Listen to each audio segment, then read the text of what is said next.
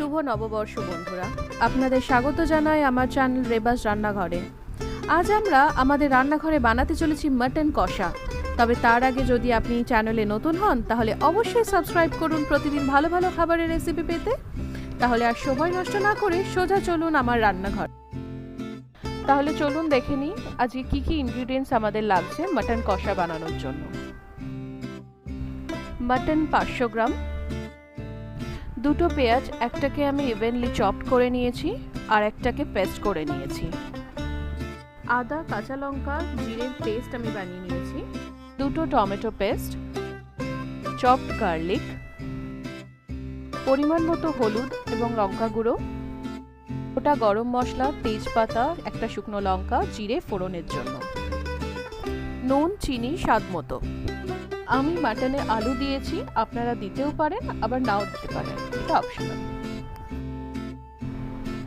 তো এখন আমরা সব উপকরণ দিয়ে ম্যারিনেশন শুরু করব। চলুন দেখে নিই কী কী উপকরণ আমরা দিচ্ছি। এখন দেব সামান্য রসুন, রসুনটা সবসময় পেশানো থাকবে। তারপর দেব আমরা হলুদ গুঁড়ো, সামান্য লঙ্কা গুঁড়ো। লঙ্কা গুঁড়ো সবসময় আপনাদের পছন্দ মতো দেবেন, যেটা স্বাদ মতো আপনারা খেতে পারেন সেরকমই দেবেন। তারপর সামান্য নুন দেব আমরা, আর যেটুকু আমরা আদা বেটে রেখেছিলাম তার হাফ আমরা দিয়ে দেব ম্যারিনেশনের জন্য, বাকি হাফ আমরা ইউজ করব যখন আমরা মাংসটা কষাবো। খাসির মাংস যতক্ষণ ম্যারিনেশনে রাখবেন তত তার টেস্ট বাড়ে। তো এই মুহূর্তে শুধু আপনারা দেখে নিলেন নুন, হলুদ, লঙ্কা গুঁড়ো, আদা রসুন বাটা, কাঁচা লঙ্কা বাটা দিয়ে আমরা ম্যারিনেশনটা করলাম। আমি আদা, কাঁচা লঙ্কা আর জিরে একসাথে বেটে রেখেছিলাম, সেটা আপনাদের আগেই বলেছি। তো আমি মোটামুটি এটা হাফ অ্যান আওয়ার মতো রাখবো। এর সঙ্গে আমি অল্প একটু সর্ষের তেল দিয়ে দেব। এবার পরিমাণ মতো সর্ষের তেল অল্প খানিকটা দিয়ে আমরা জিনিসটাকে ম্যারিনেট করে রেখে দেব।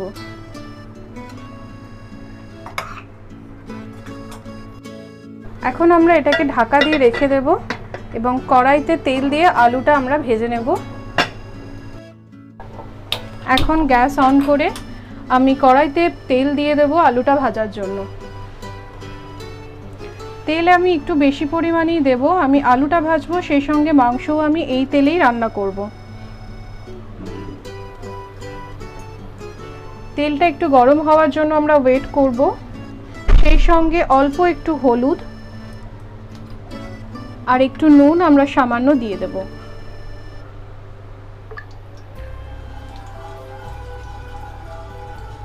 সামান্য নুন দিয়ে দেবো আমরা।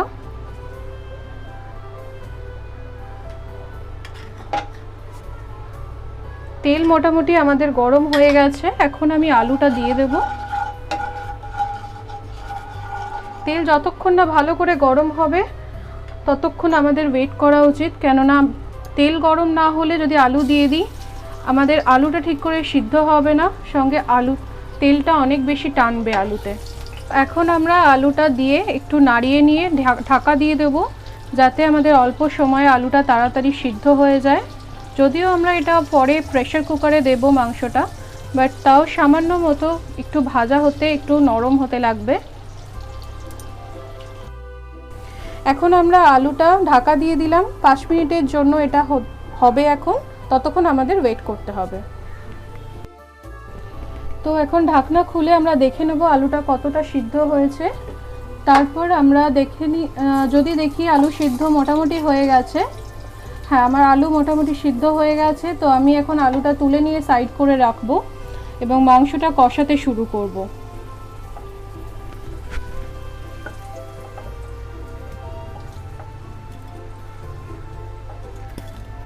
তো তেল আমাদের গরম আছে, এবার আমরা একে একে ফোড়নের জন্য প্রথমে গরম মশলা, গোটা গরম মশলা আমরা দিয়ে দেব। দুটো এলাচ, দুটো লবঙ্গ, একটা দারচিনি, একটা শুকনো লঙ্কা। যেহেতু আমার মাংসের পরিমাণটা কম আমি একটা শুকনো লঙ্কা দিলাম, ঝাল আপনারা আপনাদের পরিমাণ মতো দেবেন। দুটো তেজপাতা, অল্প জিরে ফোড়ন এবং অল্প চিনি আমি দিয়ে দিচ্ছি স্বাদের জন্য। চিনি খুবই সামান্য দিতে হবে।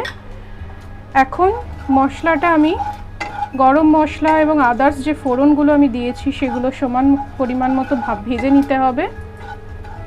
ফোড়নটা কয়েক সেকেন্ড পর্যন্ত আমি একটু ভেজে নেব। তারপর একে একে আগে থেকে একটু সরিয়ে রাখা রসুন বাটা আমি দিয়ে দিচ্ছি। এখন আমি দিয়ে দেব আমার যে পেঁয়াজ কুচিগুলো আমি আলাদা করে রেখেছিলাম সেগুলো।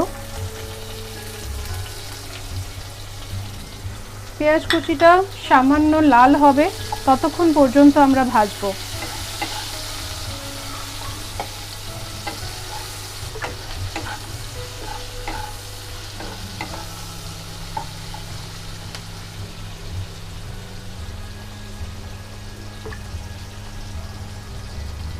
গ্যাসের আঁচটা আমরা সবসময় মিডিয়াম আঁচে রাখবো, খুব বেশিও থাকবে না, খুব কম আঁচেও হবে না।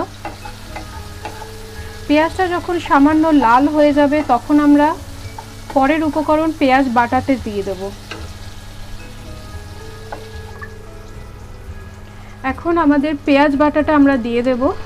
পেঁয়াজ বাটিটা বেশ খানিকক্ষণ আমাদের ভাজতে হবে, না হলে পেঁয়াজের কাঁচা গন্ধ আমাদের থেকে যাবে।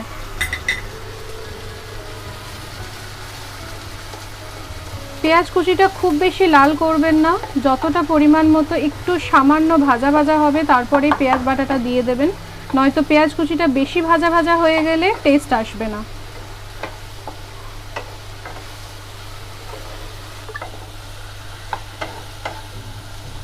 দেখুন আমার পেঁয়াজটা আস্তে আস্তে লাল হয়ে আসছে, আরও একটু সামান্য লাল হবে, তারপর আমি বাকি উপকরণগুলো এখানে দিয়ে দেব।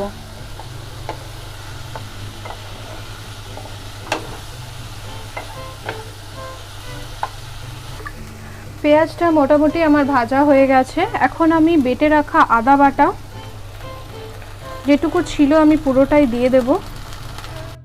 আদা বাটাটা দিয়ে দেওয়ার পর সামান্য একটু কষিয়ে নেব।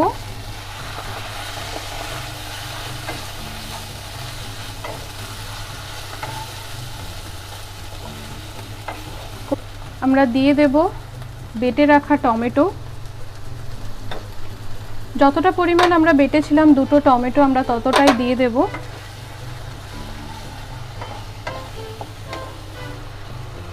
এর মধ্যে একে একে এবার হলুদ গুঁড়ো, লঙ্কা গুঁড়ো, হলুদ গুঁড়ো লঙ্কা গুঁড়ো আমার যতটা ছিল আমি ততটাই দিয়ে দেব।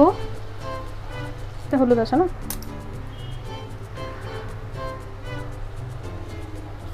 এখন নুন দিয়ে দিলাম আমি সামান্য পরিমাণে। এখন আমি মশলাটাকে সম্পূর্ণভাবে কষাবো। মশলা যদি বেশি ভাজা হয়ে আসে আপনারা গরম জল ইউজ করতে পারেন, এখনো পর্যন্ত আমার গরম জলের প্রয়োজন হবে না। এর মধ্যে আঁচ সবসময় মিডিয়াম আঁচে আপনাকে রান্না করতে হবে, হাই ফ্লেমও হবে না, লো ফ্লেমেও হবে না। খাসির মাংস যত আপনি কষবেন তত খেতে সুস্বাদু হয়।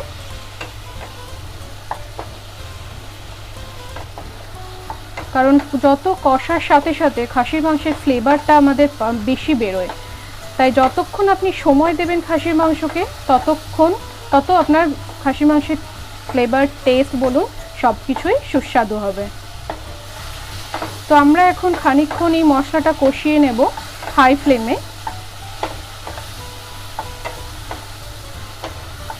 সামান্য একটু পরিমাণ মতো জল আমি দিয়ে দেব, গরম জল আমার আলাদা করে করা আছে, আমি গরম জল দিয়ে দেব। আপনারা দেখতে পাচ্ছেন আমার মশলাটা মোটামুটি হয়ে এসেছে, তো আমি এটাতে একটু গরম জল অ্যাড করব। গরম জল দিলে কি হয়, মশলার স্বাদ আরও বাড়ে। যে কোনো রান্নাতে, শুধু খাসির মাংস বলে নয়, যে কোনো রান্নার যদি আপনি গরম জলে রান্নাটা করেন দেখবেন ঠান্ডা জল দেওয়ার তুলনায় গরম জলে রান্না করার জন্য আপনার টেস্ট কিছুটা হলেও বেড়েছে। মশলাটা মোটামুটি আমার গ্রেভি টাইপের হয়ে এসছে। এরপর আমি খুব বেশি না ভেজে আমি আস্তে আস্তে আমার ম্যারিনেট করা মাংসটা আমি দিয়ে দেব।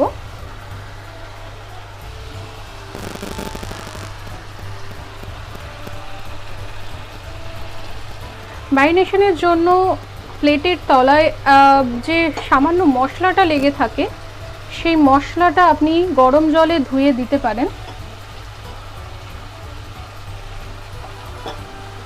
এখন আমি মাংসটা ভালো করে মশলার সাথে মিশিয়ে নেব।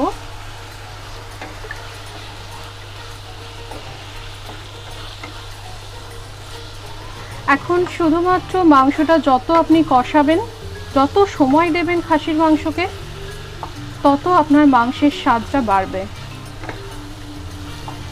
আপনি চাইলে খাসির মাংসতে টক দইও ইউজ করতে পারেন। আমি জেনারেলি খাসির মাংসে টক দই ইউজ করি না, বাট আপনারা চাইলে আপনাদের পছন্দ মতো দিতে পারেন।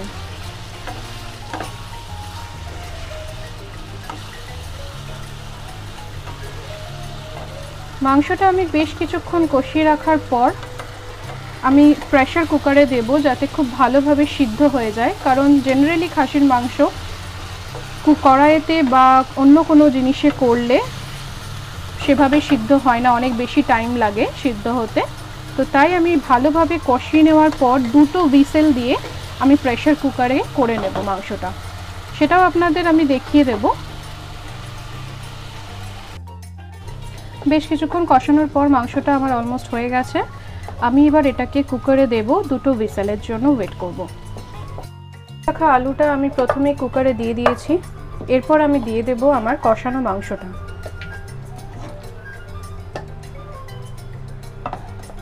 মাংসটা দেওয়ার পর আমি বেশ খানিকটা জল দেব। অবশ্যই আমি গরম জল ইউজ করব, এবং গরম জল ইউজ দেওয়ার পর আমি 2টো হুইসেল দেব মতো। বেশ খানিকটা জল সিদ্ধ হওয়ার মতো যতটা দরকার আমি সেই অনুযায়ী দিয়ে দিলাম। এখন দেখে নেব জলের পরিমাণটা ঠিক আছে কিনা।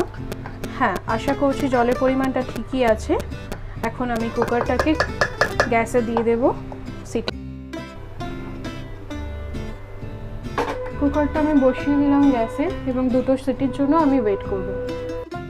এখন দেখে নেব, আমরা প্রেসার কুকারে 2টো হুইসেল পড়ে গেছে, আমরা নামিয়ে নিয়েছি। তো দেখে নেব আমাদের মাংসটা কতটা সিদ্ধ হয়েছে। হ্যাঁ, আমাদের মাংসটা মোটামুটি ভালোভাবেই সিদ্ধ হয়ে গেছে, আলুও সিদ্ধ হয়ে গেছে। তো এখন আমাদের মাংসটা ready for the serving. Ready. আমি আজ এটাকে পোলাওয়ের সাথে সার্ভ করেছি।